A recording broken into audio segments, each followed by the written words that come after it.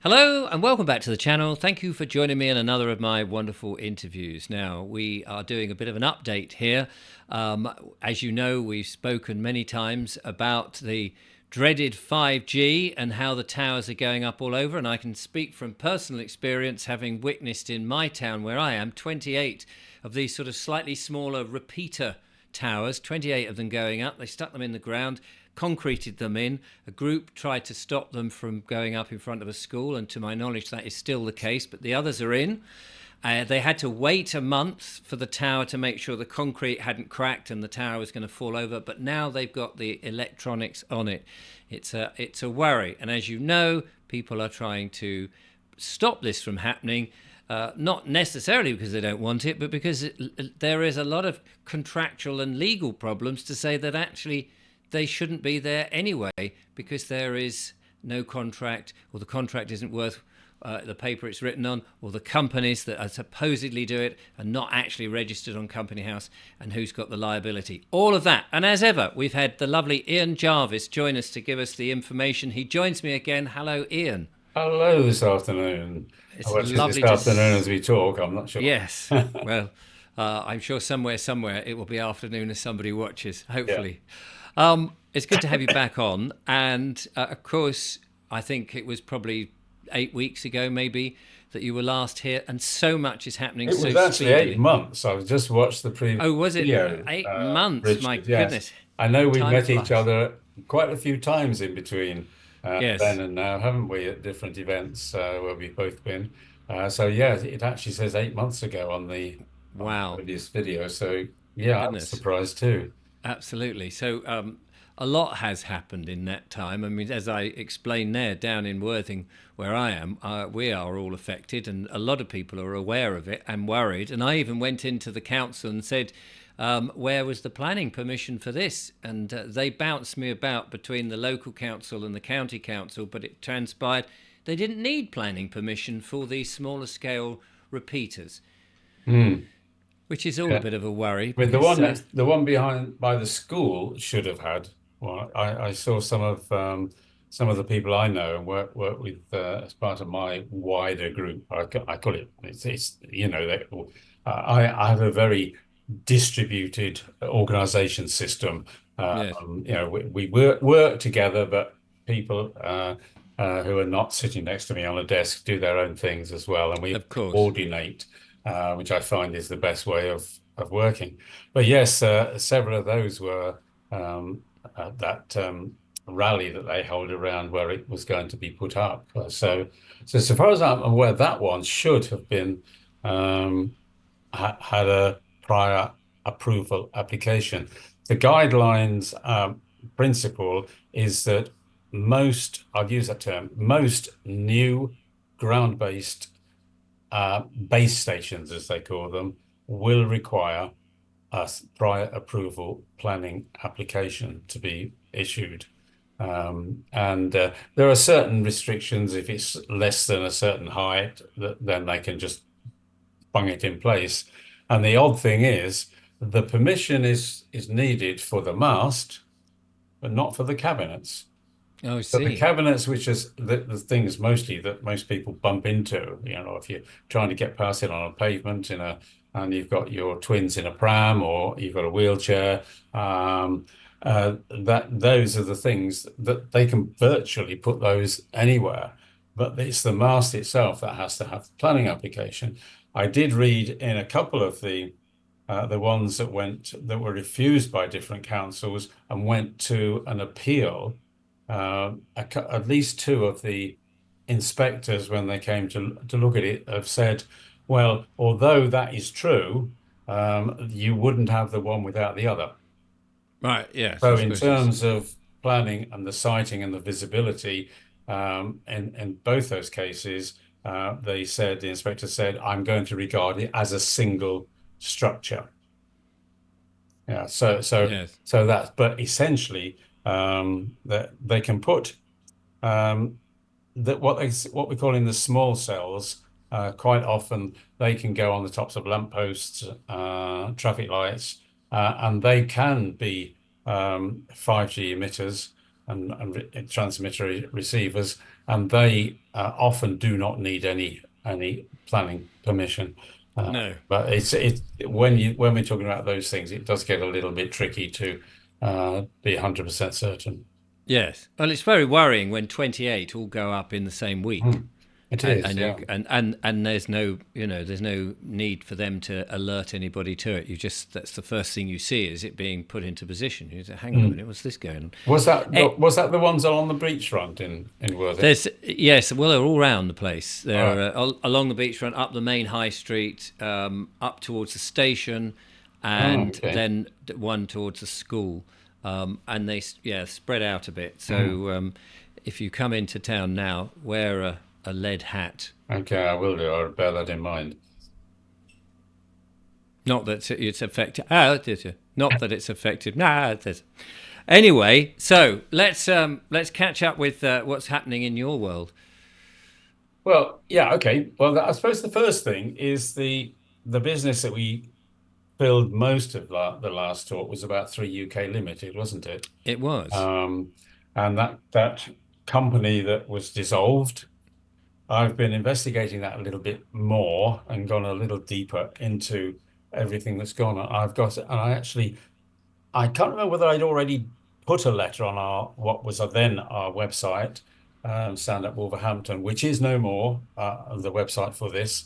It still exists for my colleagues and the other things that they're doing, but we have a new website with the honestly not egotistical name of ianjarvis.co.uk.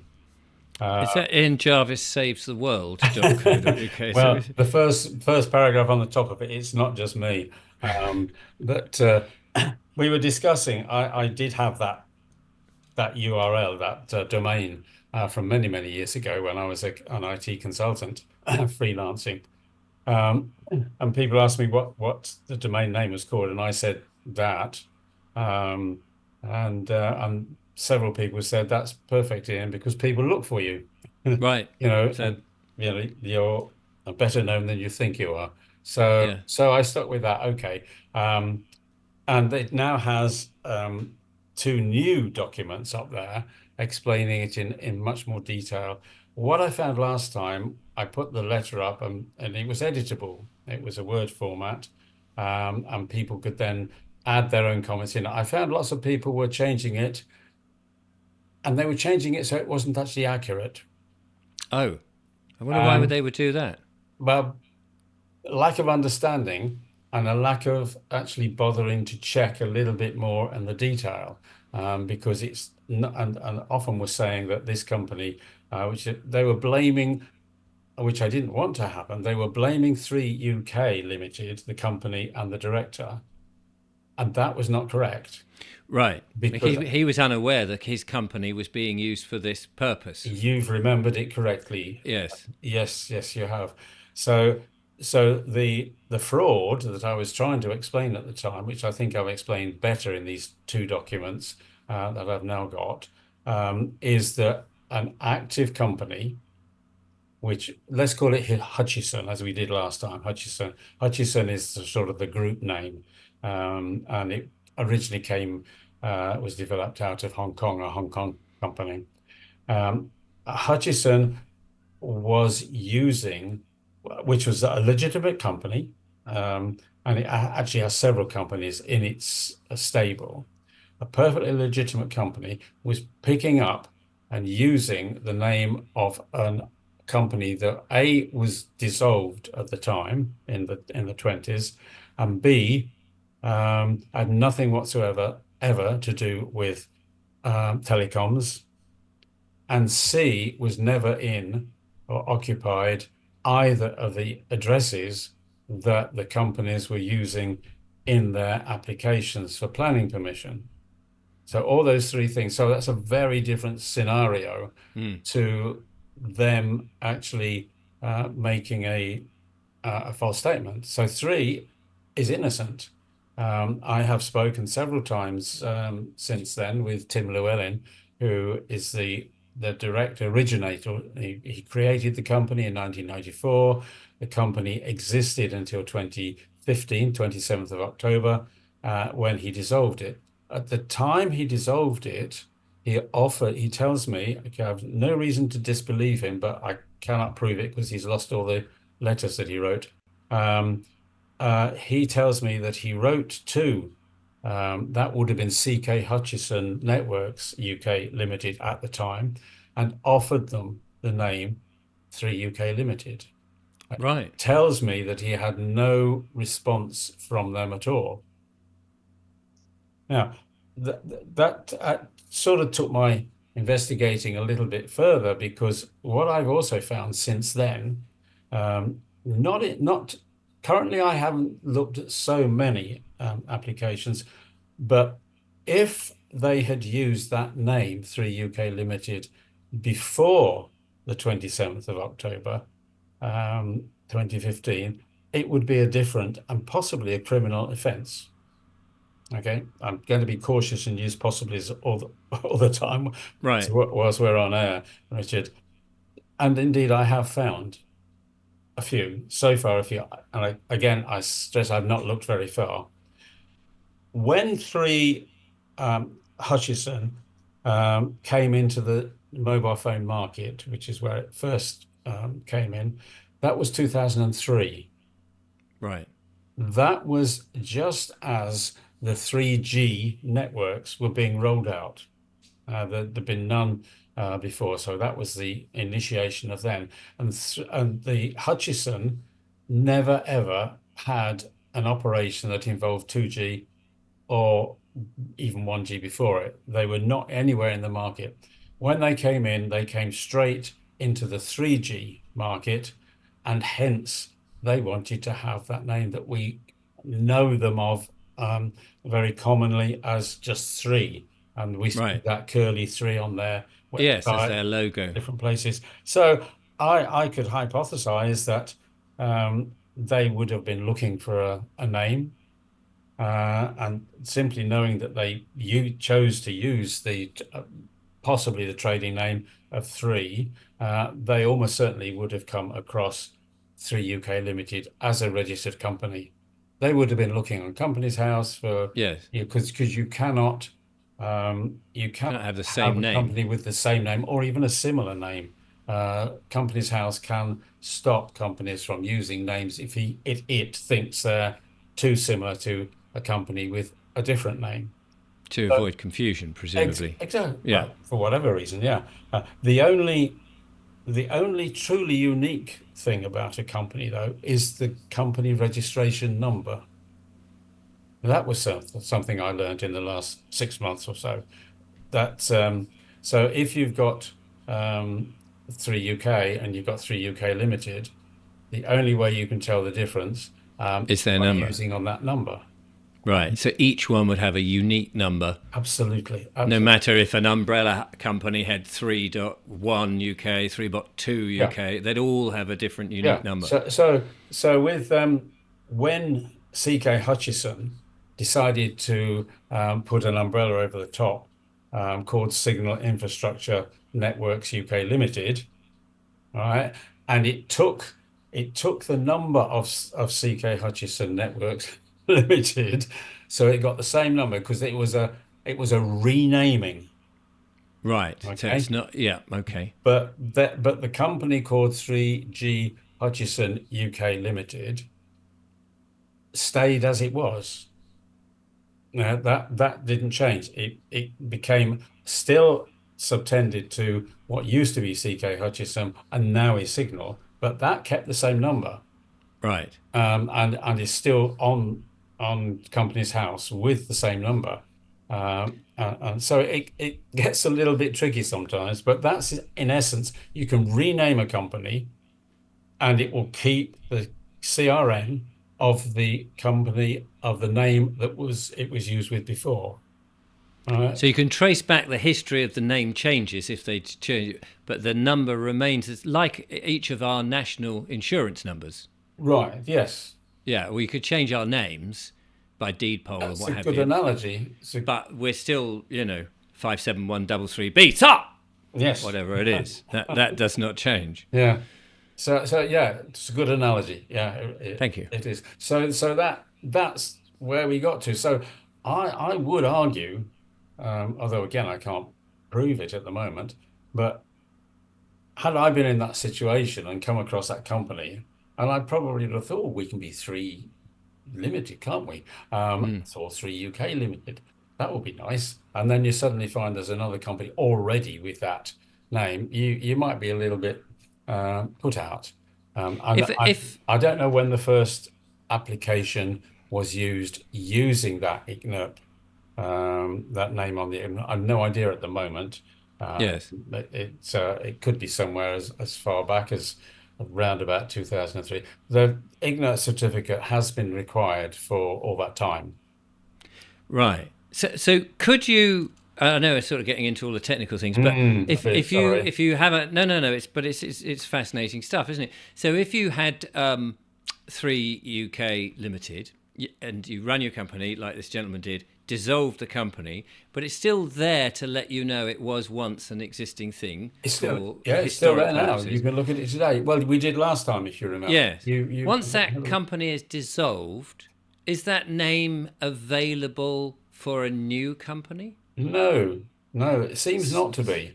Right. And and I Unlike a domain name in which yeah you could have richardvobes.com, no one else can have richardvobes.com because I've got that. But yeah if I lapse on paying up the whatever it is, the license or whatever it is to have it, then after a certain amount of time, it's available again to another Richard Vobes or anybody who would like to be have that URL. So, but the company's house, they seem to say, no, that's now a piece of history, yeah, tough titty, no one else can have it. and it stays on the And it stays up. So there is stays on no company's reason why house. C.K. Hutchinson should ever be using it. No, none That's whatsoever. the crux, isn't it? Well, absolutely it is. And the the other thing, of course, and it took me a while to find this out. The director, and when I told Tim this, I said, I'm pretty sure that the director of a dissolved company can still be taken to court for bad activities, let's use that phrase, of that company. Even if it's been dissolved and it's no longer Yeah, trading, yeah. it's And not one would, dormant, it's not anything. yeah, I mean, one would presume that it would be, under normal circumstances, it would be some law that was broken whilst he was trading with that company. Right. Now, it's an interesting question, and whether anybody's answered it or not, whether, I mean, but he would have to prove, the first thing that would happen was if somebody, let's say, said, "Look, ever since you put this mast up, I've had migraines and severe nosebleeds, which has never happened to me before. And my neighbour's got breast cancer, and the neighbour over the street's got breast cancer, etc." And the certificate was a 3 UK limited one. The first place that people would look at was, we're going to take 3 UK limited to court. Right.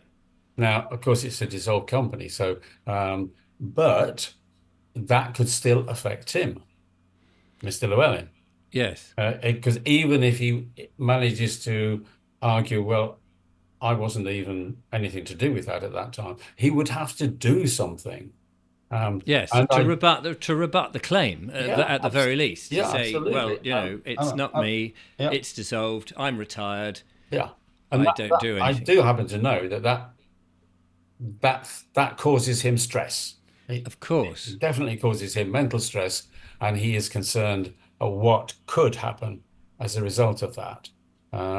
So there's a human angle as well, that whatever the company thinks about the legality of doing it, or whether they're still claiming the innocent error, um, So is that or so? C.K. Hutchinson are saying, Hutchison, no, only one N at the end. oh, sorry, Hutchison is claiming that it was a clerical error to use that name. Is that what they're saying? That's more or less what they say, yeah. Innocent error, they say.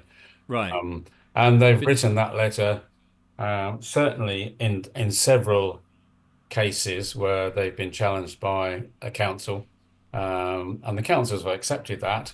At least Bedford, I think Colchester's just said it, Wirral, um, at So, least. And I so think did Chester as they? well. I think Chester as Did well, or possibly even Norfolk. so? Does Hutchinson have a company called anything like Three Whatever? No.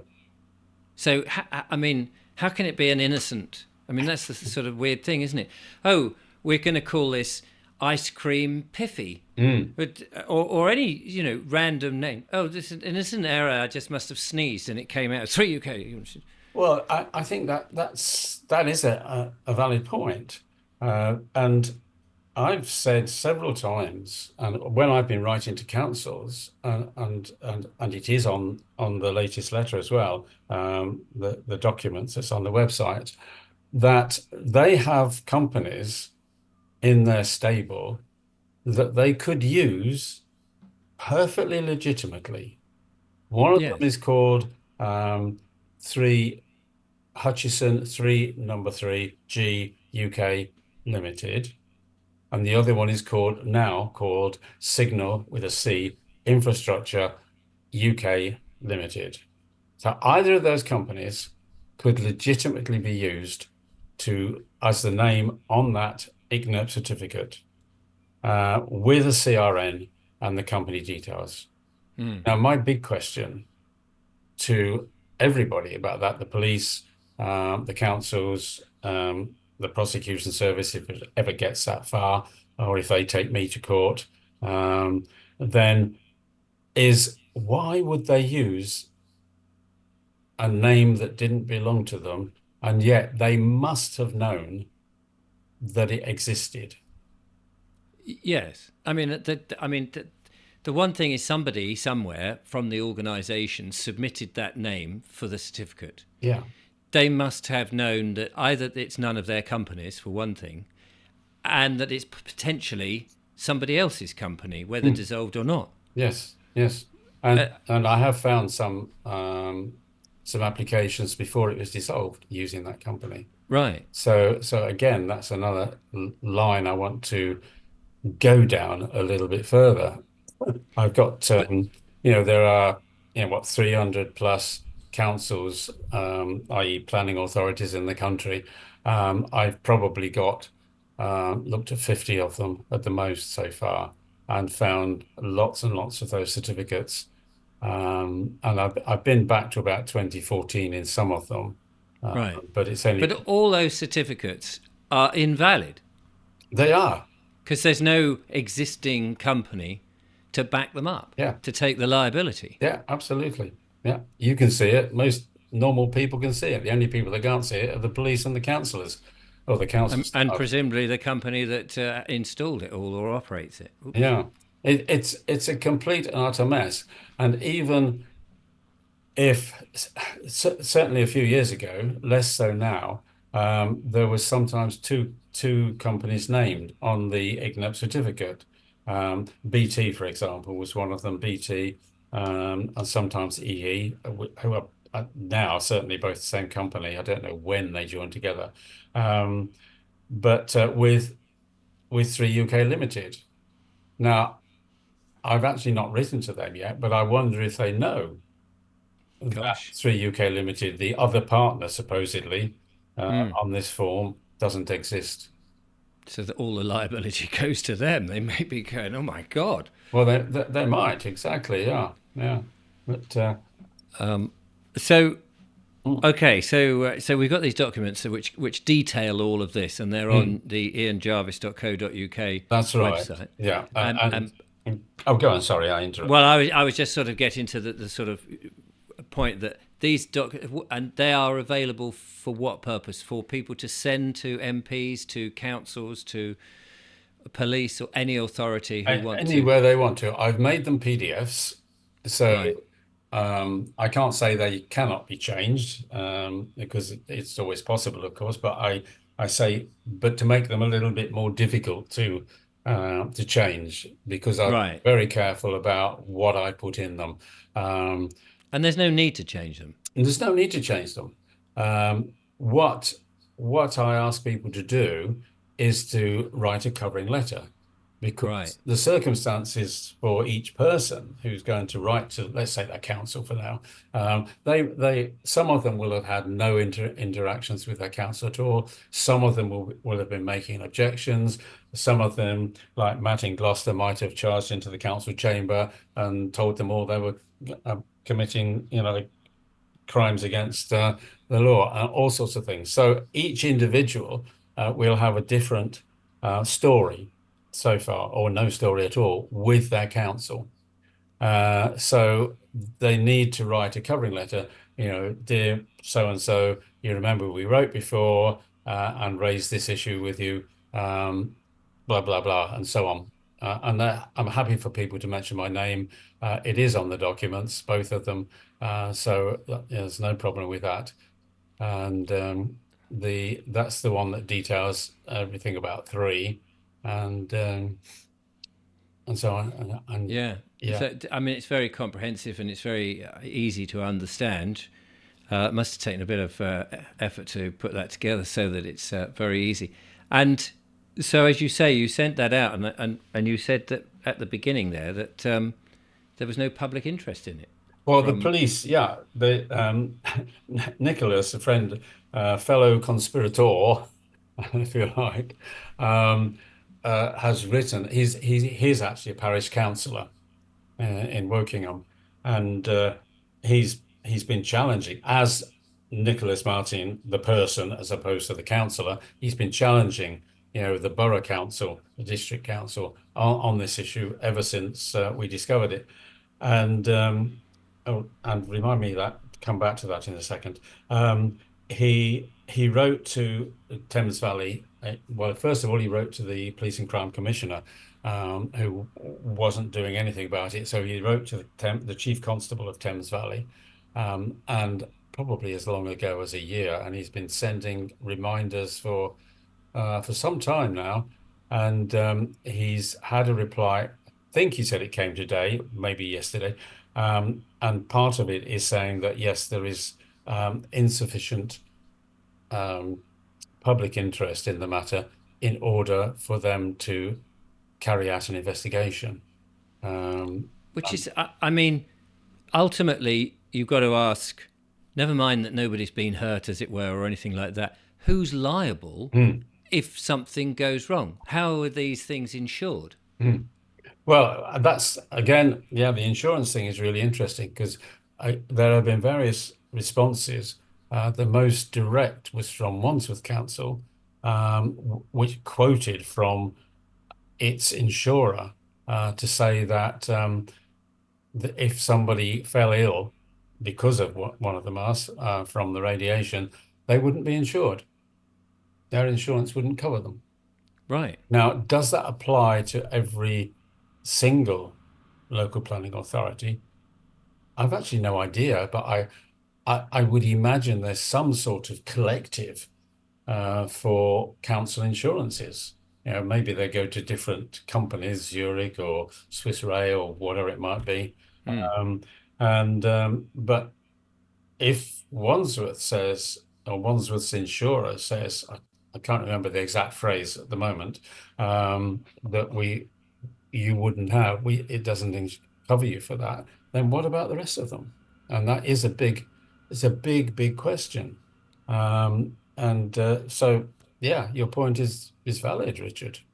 Yeah, I mean, you don't buy car insurance only when someone's had an accident. It's a bit Mhm. too late then, isn't it? Well, no, and you do raise an interesting point because one or two of the responses we've had to this is, well, it's a hypothetical question, therefore, we can't answer it. But and the response from several of the people who are in communication with me say, well, that's the insurance business. That is the business of That's what you they can't you sell. They can't sell discount it because it's hypothetical. It's not yeah, actually they happened at sell the the moment. fear, don't they? Life insurance. What happens if you Yeah, die? You're going to leave yeah. your children. I mean, that's the whole, The as you whole say. point of the insurance industry, isn't it? And So it's not as if we've had 5G rolled out across the country for 20 years and we know that no one's ever suffered from it. This is a whole new thing yeah. that who knows what the radiation damage is going to do, not just to humans, but your Hmm. animals, to plants, to insects, Yes. which would, of course, in turn cause problem to food supply and then to us down the line. And yet they may not have any insurance cover, and we all have to go, oh, well, I'll just keel over and die. Mm. Thanks very much. Yeah, it raises so many questions, certainly in my mind, so many difficult questions. And one fears that you're going to see if one MP was brave enough to pick this up and stand in the House of Commons, you'd see an Andrew Bridgen moment when he stood up there to question certain medical interventions. That would anybody else be interested? Oh no, there's no public interest. I'm so sorry. There's no public interest. Mm. We're not actually interested in the public, I think is what they mean. Yeah, yeah, it seems like that, doesn't it? It Yeah, because does it's seem a such bit. an obvious thing. It's going out around the country all at the same time. There's rarely any risk analysis, certainly not in a serious sense, um, which is the same as the thing we're going to discuss later on, the solar farms. And But we're not allowed to question it. and you're not allowed to question it. I mean, um, we wonder what on earth has happened to our public services, don't we? And these sort of areas are ones that we really need to push them on, uh, Yes. and just ask them, and the and it was a funny thing that I was reading an object not an objection a decision notice. Oh no, it was in the NPPF. There was a review of the National Planning Policy Forum, just finished a couple of months ago, and one of the paragraphs in that, it's about, you know, I don't know how many pages, 300 paragraphs long, something like that. It's quite long. And it talks about health a lot, but you're not allowed to talk about health in relationship to 5G or 4G or 3G. And it talks about, you know, beautiful spaces. And in one of these paragraphs, they crossed out the line beautiful, you know, and I put in a submission to this consultation. And one of the things I said, well, beauty is what makes us human. Yes. You know, of course, we want beautiful places You don't just and a places, full green stop. environment, etc. However you choose to define beauty, um, Yeah. and that could be very different to different people. But that's ignoring those sorts of things. What imbecile crossed out beautiful spaces in that paragraph of the NPPF? Should be shot, in my view. Well, I'm speaking loosely now, of course. Yes, of course. But they crossed it out and left it in crossed out. Well, they crossed it out. This was just the presented or suggested changes to be made. Oh, right. Oh, I These are the see. And things this. that we want to Oh, change. yes. And the We'll get rid of consultation was, beautiful because it's too expensive. yeah, yeah. You were going to mention something else about Nicholas Martin and the parish council or something. You said Um, come back. yeah, I was, wasn't I? Talked about risk assessment. Bum, bum, bum, bum. Not to worry. Never mind. It might come If it to it might come back. my mind again. But I suppose the other thing to say is that we have majored again on 3 UK Limited, but there are other similar issues. Um, and the one that I've seen more than anything else is again related to the IGNIRP certificate, and that is the use of, I'm going to use the term invented names. So if I said to you or wrote down VMO2, you'd have a pretty good idea exactly what I mean, wouldn't you? I'm just having to think there now. And you know it's to do with telecoms. You'd say Right. it's Virgin Okay. Media and it's O2. Yeah. And Yeah. it's a Yeah. conglomerate. Oh, I see what you mean. Yes, of Yeah, course. If yeah, it's to do with telecoms, yes. yeah. Um, but as a company, that's not a legal company name. Right. And I've looked on Companies House, as we were saying a little bit earlier, and done a search on those four characters, VMO, letter O02, and nothing comes up with precisely that name. Similarly, other names have been used like Virgin Space Media Space O2. Again, do a search. That doesn't come up. the one of my colleagues, who's now gone back home to New Zealand, after living here for 6 years, so I found it hard to let him go. He's a useful researcher, and he went to visit their address that was on the certificate, legitimate office address. He went in there, spoke with somebody, and they told him that the legal name, the person he spoke with, was surprised to see those two names as names. She said that she'd never heard of those names being used as trading names or anything to do with is VMED space O2 space UK space limited. That's the official legal registered name of the entity that we call a Virgin and O2 conglomerate. Right. So there's this sort of, what do you call it? Like a pen name or Yeah, it's been made up. a nickname Yeah, it's been made up, for it. and nowhere can I find anything that says, "Oh, VMO2 is a trading name of." Right. And So if it that's did, more shenanigans that can easily pass by somebody who's not well, it would, obviously wouldn't it? checking. Yeah. Ever since I came across the three thing, um, I I started looking at lots more companies Yes. that I Well, I'm see sure on the it's different forms. And I became amazed at the numbers that the lack of accuracy in and the lack of the proper use of the 2006 Companies Act, or I think it's the 2008, there's a Companies Disclosures Act, which say exactly what you should be putting on every document that you publish from your company.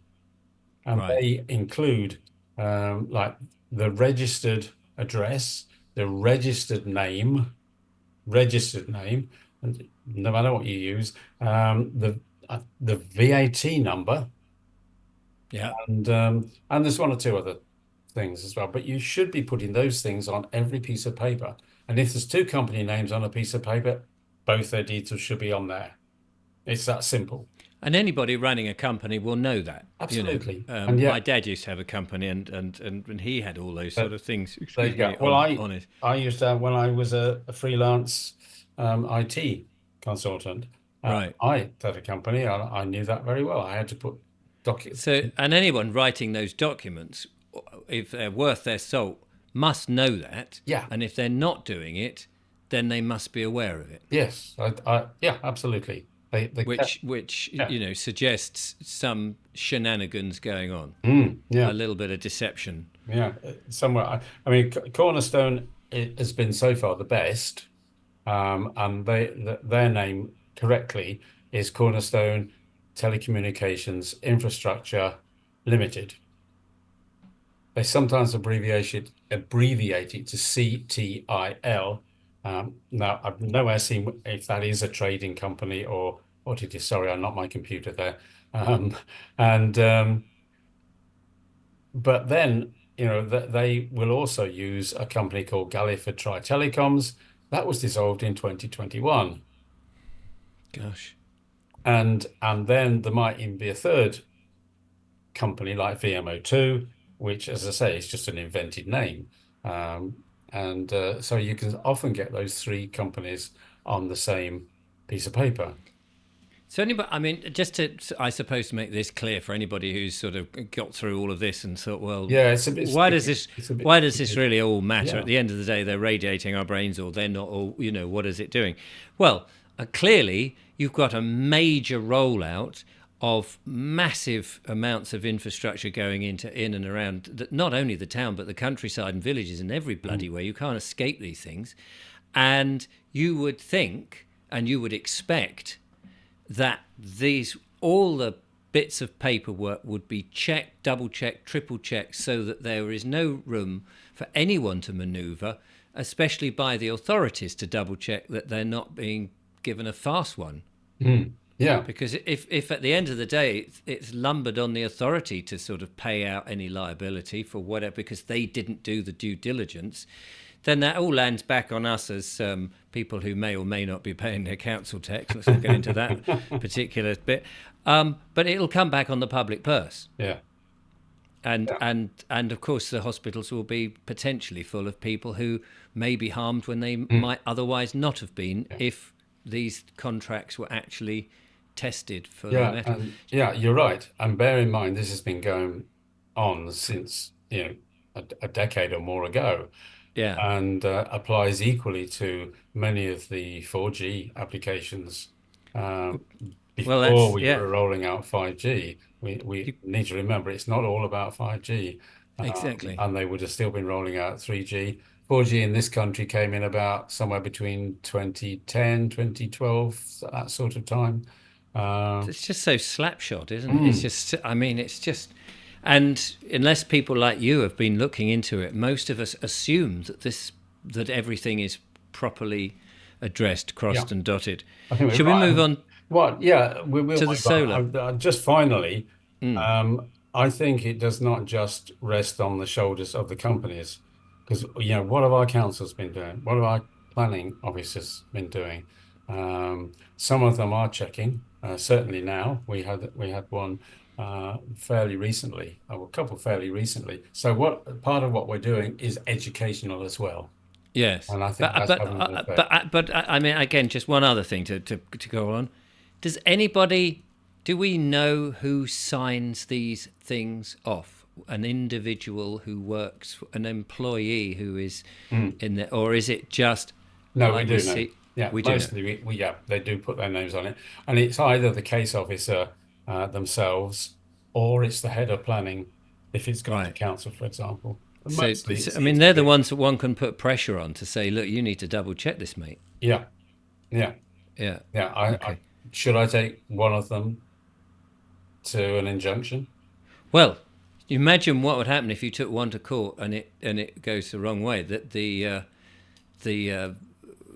what do you call it? The vibrations of that would rocket through the country. Yeah, Certainly from those individuals who probably quickly leave the country and go to somewhere like Mexico. Anyway, yes, who knows? If they know what's going, they yeah. must have an idea. Anyway, so solar panels. You wanted to mention that. Yeah, I wanted to talk about solar farms a little bit because Hmm. we are getting more and more applications coming in for solar farms. And I don't know what the numbers are at the moment, but I was walking around the top of Biggin Hill with a friend who wanted to show me where they wanted to put uh, one of these solar farms up on the top of Biggin Hill. And the essential message for everybody listening to this is that there is almost nothing that is good about a solar farm. Um, I put the almost in just to be a little bit cautious. Um, they their carbon footprint, if you think that's important, and maybe it is huge. You've got to consider from mining, manufacturing, transport, construction, usage, maintenance, taking down, disposing of the panels, and repairing the soil because they, particularly with the solar panels, they can have leaches or leaks of cadmium and lead in particular, uh, Nice. all the way through. And when there's any rain, that's going to Poison the leach soil into the soil. If it's really wet, it could drain into rivers, which are potentially drinking water. Some into the water courses. into the Yeah. water courses, um, and it can effectively leave the whole area, which can be as much as 50 acres, effectively a brownfield site. Uh, Absolutely, and this is going. I mean, I've reported a place in Lincolnshire that's 27,000 was acres. it that much? Yeah, yeah, 27,000 yeah, acres, and ridiculous. And, yeah, and people have emailed. If I do one video about it, then I'll have 6 emails from 6 different sites. There's one in Horsham that's about to be applied for, which is 20 miles up north from me. And you can't go on a motorway or a dual carriageway now without passing small versions of these things. yes, yeah, But they've got these ones that are sun seeking, which are sort of 15 feet high, and then these great big batteries that are supposedly holding the charge. Yeah, and those in themselves are dangerous because they can catch fire. Again, you've got the whole issue of the entire cycle of the stuff itself. Um, I've listened to a few videos on solar uh, making electricity with solars by a guy called Paul Burgess, who's Oh, yes, he's I've got had a him on the show. oh, have you? I think he's really on the ball there, and he does some. He makes his videos very well understandable. And he's right on the board. So I can recommend anybody looking at some of his videos about that particular, and he talks about wind as well. Um, and Yes, and as he points out, it's how much are they going to actually generate? It's not what they generate, it's what is delivered to the user. Because from the sun hitting the solar panel, then you've got to convert, that's DC current, then you've got to convert it to AC. Maybe you can just simply charge the batteries with the DC, but then you've got to have another process of changing it into AC. And even in the distance between the battery, DC doesn't travel very well. That's why we use AC. right. Drops its charge quite rapidly.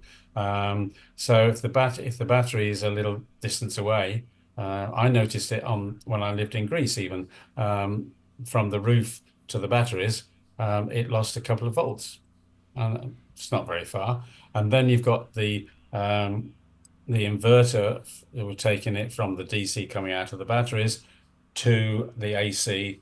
Then it's going to go to the AC where it's going to be used or whatever. But you've got dropping downs all the time, and I think there's a huge loss. It can be. I think he said something about 20% dropping. Yeah, From I've what heard that, yeah, 25% on something like some. that. I can't quite remember. Yeah, yeah, and all these things make it. And the calculations that they give are often based upon a 24-hour um, charge each day. And of course, you and Yeah, I know it gets dark. Um, you know, I've been arguing for a long time that PV is not the best solar panels in this country at this latitude. We are much better using solar collectors, which heat the water. right. Simpler technology, cheaper technology, Safer. and it will warm your water even in winter, even in Wetherby, where my sister installed a couple of these panels, and her gas boiler didn't need to come on nearly so frequency Right. to add to the temperature of the water. That's for us and any other country at this latitude, the best that is the most effective and efficient system for using to getting the most out of the sun, not PV. Yeah. It is barking mad, and then these are being forced on us. And people are protesting and saying, "Well, I don't want it," but these venture capitalists seem to be shoving them in. Yeah, and I think And will they be there in 60 years, whatever it no, is that the no. life The, cycle is going to be? the most they're likely to exist each farm is for 20 years. Right. And that's if they don't have a major hailstorm or something and they all get Smashed smashed. to bits. Yeah. But they are a big, big problem, and they're not going to solve our, No. whatever your feelings are about thing. There is a very good. Um, I'm just looking at it here on my notes. A very good document which is published from the Council for the Protection of Rural England. Now, I don't actually know what their formal policy is that they push out for solar farms, but it's a very good. I think it's called. I should have made a note of it before. Something like what's wrong with solar farms? I'll send it to you anyway. Okay. It's a super paper. It was produced by a number of the local groups within CPRE, and mainly written by a scientist.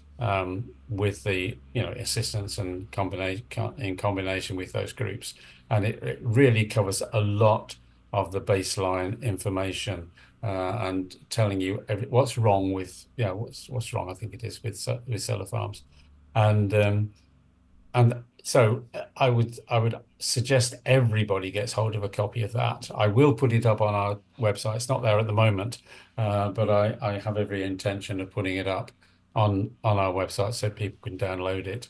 It's not that easy to find it on the CPRE website, but I'll give you a link to it when I send it over to you, Richard.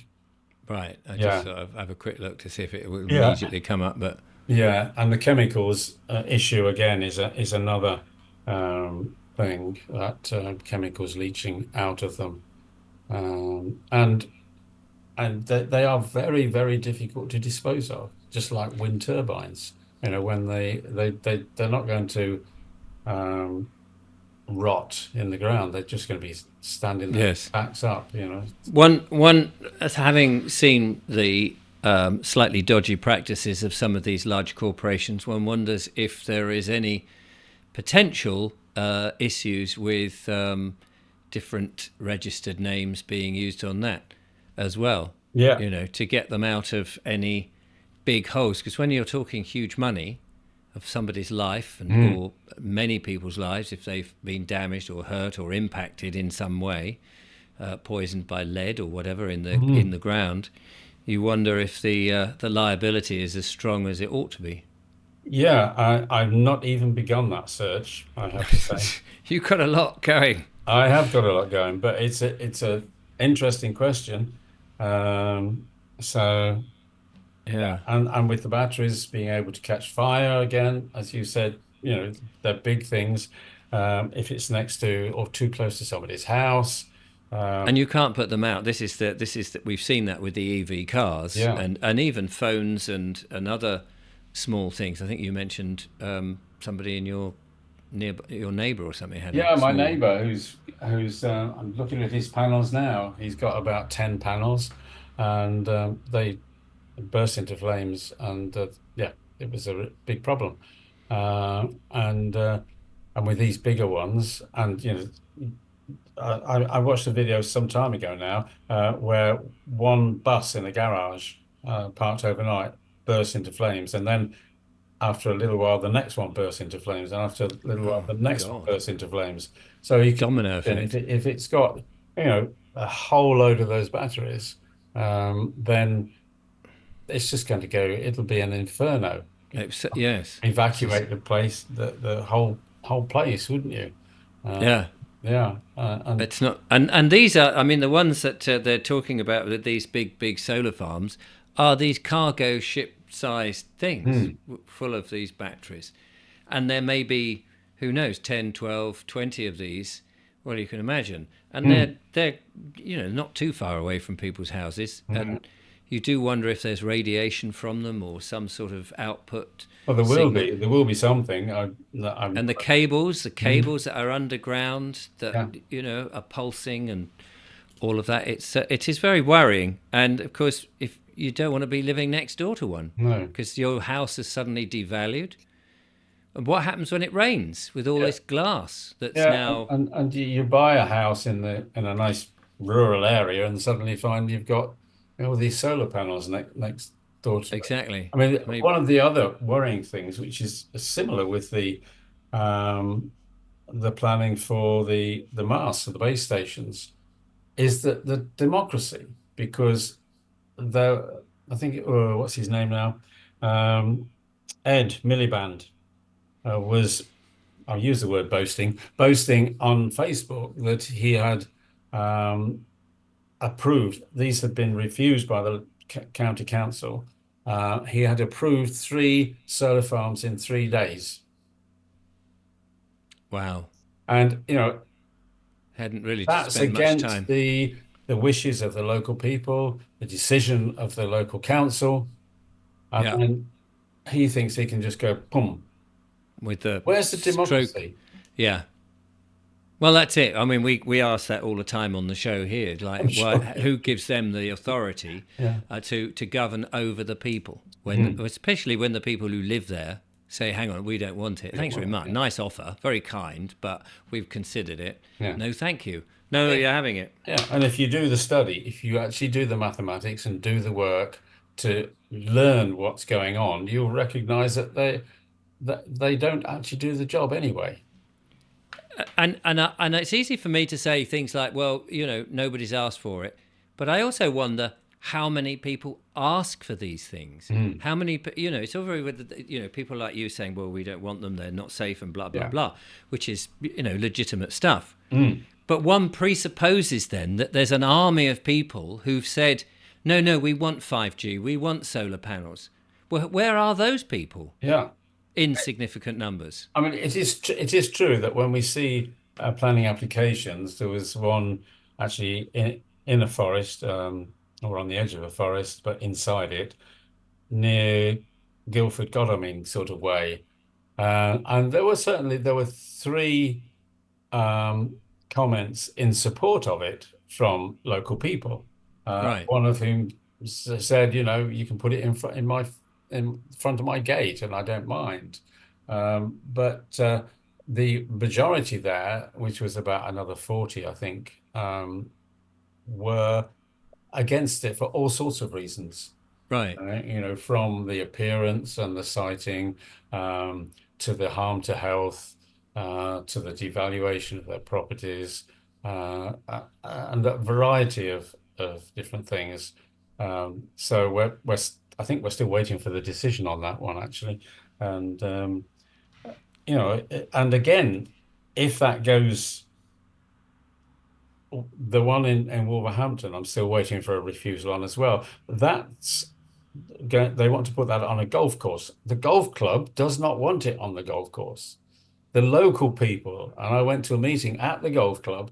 They invited lots of people from around the area, and they came along there, and none of them in that meeting wanted to have that mast stuck there near their homes for all sorts of different reasons. Right. And yet, this is now, because if it's refused by the council, the applicant, whoever that is, can appeal the decision. If it's passed by the council, the objectors cannot appeal that decision. There's a bit of fair So play going on there, isn't there? exactly, there's isn't even there a level playing field.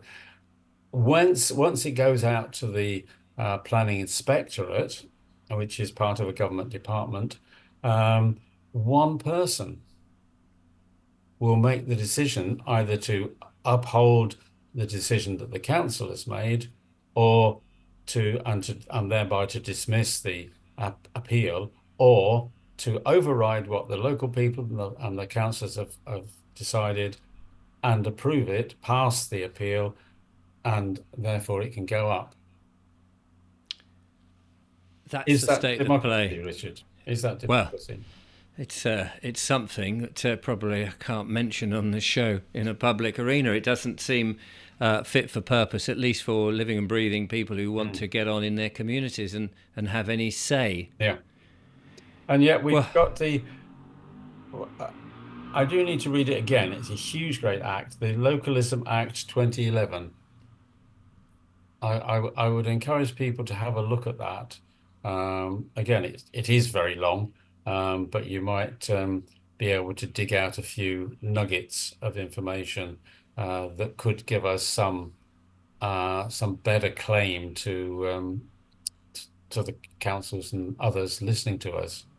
Um, or not listening. yeah, but I'm told by one or two people who have read it, I've only skimmed it a little bit, that it does give us some additional rights that we Right. can use in order to approach our councils. I suppose it's a good time at this point, just on a completely an unrelative comment point, to just mention that all good hardware stores do sell all sorts of grinders and I believe expanding foam. Mm. Just in case people wanted to kit their sheds out with particular equipment, completely unrelated thing there.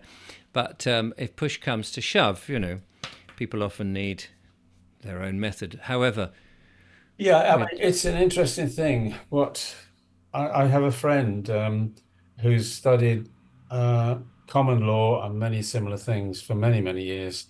And it is apparently you can do something that if somebody was let's say three if you were walking down the street with a gun and just shot three people in front of a shop, that's a crime. If those three people were in the process of breaking down the window, reaching in and taking goods or even beating up the shop owner in order to do that, you can legitimately um, attack them in some way in order to prevent the carrying out of that greater crime, the potential murder of that right, shopkeeper. yeah, Maybe we have a similar situation here. I don't know. But I'm certainly not promoting that we should go out and of take people course. down at the moment. But we need to do something. We need to stay legal. But the principle of what you say is The thing, I mean, the point is, none of us want to wait for the first person to be radiated, damaged, got cancer, or anything. Mm, But like all things, the way the world seems to work, you have to have a significant number of injured parties before mm. they do anything, Yeah, which is you brutally do, unfair. and there are. I can name. Right. So we're already there. We are. That's the thing. Yeah. So Yeah, we yeah. shouldn't see any more of it. Ian, it's been a joy to have you on the show. You've brought light and sophistication as ever. The I'm people will pleased be that. jumping up and down with excitement at what you've revealed today. Mm. But to be aware of it is vital. They could go to ianjarvis.co.uk. They can take your two letters there and two documents and go and play havoc in a legal way Yeah, absolutely. and I ask the really question. wish every single council, somebody writes to every single council, a local person. That's really Mm, what I want to achieve as much as possible. yes. And I know the last video we did, I think last time I checked, it was about 70 or 80,000 views, something like that. If we get a similar number, Oh, I know it's been a please. bit more of a ramble today, but I think if we get that, then we might even achieve that. I don't need to know that people are doing it, No. but I'm there if they need any extra help, or if they get a reply from their council, I'm more than willing to read them, because I think it could be, we have got some angles. We need to publicity is also important. Absolutely. The councils and the companies need to know that everybody else knows about it. We know the scam. Yeah. Brilliant stuff. Thank you so much, Ian. We'll do another update from you, and this time I think you said you'll be telling us about how all these towers are coming down Yes, I will. in the next update. Yeah. So we'll see you in 20 years. No, let's be optimistic. Let's see you next Yeah, week. yeah. No, I mean, you're right. It is a serious issue. We've not gone into the science today of whether a health or not. Oh, Um, there is a very good recent paper by a couple of German scientists and a legal judge. I'll send that to you if you want to put it on and the the links. notes below, and that covers it. And it makes the health thing quite understandable. Yeah. Absolutely. Well, people are talking about it and they are worried, and it's Mm, great to have, something. At least people feel they've got something to do. And the more people that do and don't just sit down and watch and go, yeah, no, that's a good idea. mm. What's on the telly? Then the better. Thank you, Ian. Much appreciate it. You're welcome, and maybe meet again soon, wherever Well, I'm happens to sure be we next shall. time. Yes. Yes. Well, there we are, ladies and gentlemen. The wonderful Ian Jarvis taking the fight to the councils, and you can do it too. I'll be back with more wonderful guests and a few of my miserable monologues. But until next time, from me and Ian, thank you for watching. Get those letters out. Bye bye for now. Thank you very much.